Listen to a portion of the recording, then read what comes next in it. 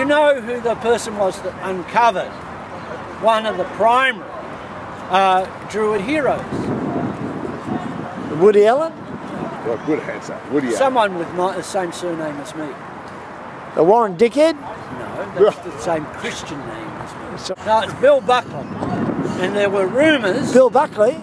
Bill Buckland. Buckland. Not the Bill Buckland? Yes, the Bill Buckland. Oh, who's he? He was a reverend in the 1800s, and he had heard of remains off the Welsh coast in a cave.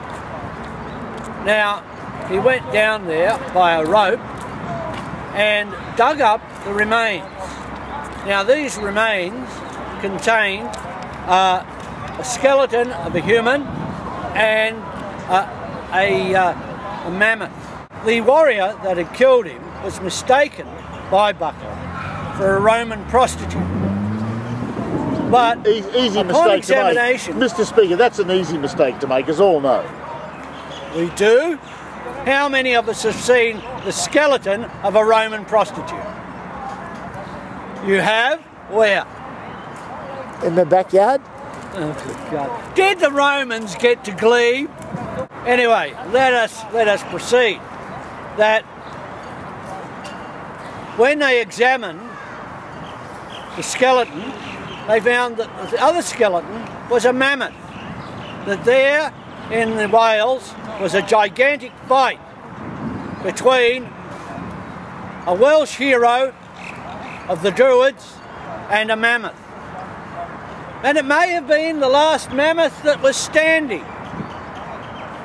And it wasn't until the examination of this man that they realised that he was a hero, and hence the old Druid culture started to come back, and the Welsh started to speak Gaelic once again. I have a question, Mr. Speaker. Yes. How would you confuse the skeleton of a mammoth with that of a Roman prostitute? They weren't confusing that.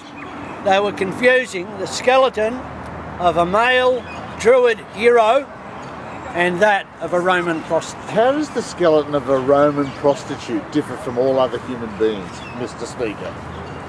When you actually examine it Yes. by a Yes. medical examiner, Yes. especially one that specialises in the dead bodies, bones, and various other things. There is a difference in the All the bone. soft parts are gone. There is a difference in the DNA of the bone between a male Roman and a prostitute. female. Oh.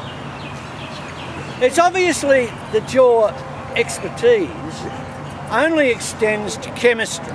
It doesn't extend to anything else. You're such a bozo. Oh.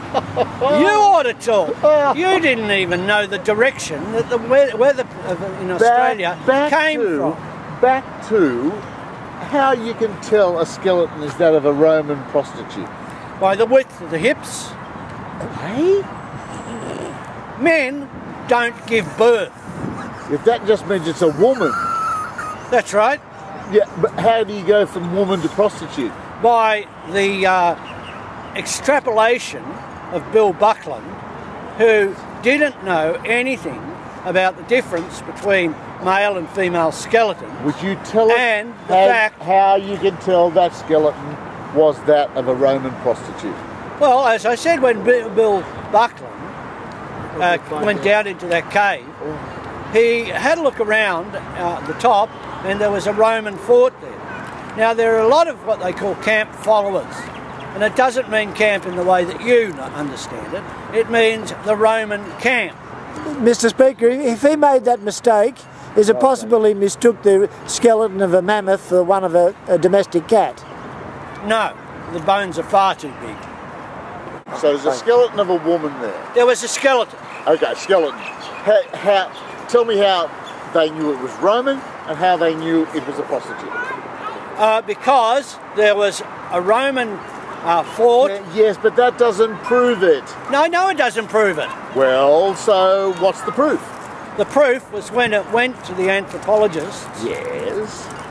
That they found that the hips were far too wide for a man. Yes, that just means it's a woman. That's right. There's a big jump from being a woman to being a prostitute. Bill Buckland was not educated as an anthropologist. Oh dear, this is silly. But it was a mistake, you know. It was a mistake probably that any 18th century priest could make.